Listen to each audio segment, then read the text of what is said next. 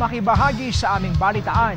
I-like lamang ang aming Facebook page o di kaya i-follow nyo kami sa aming YouTube channel.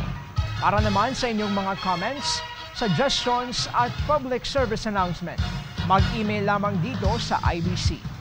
At yan ang mga makabuluhang balitang aming nakalap. Kaibigan, 45 araw na lamang po at Pasko na. Muli kaming magbabalik bukas. Maraming salamat, Pilipinas. Ako po si Brian Castillo at ito ang IBC Tutok 13. Kaibigan ng bayan, kaibigan ng katotohanan.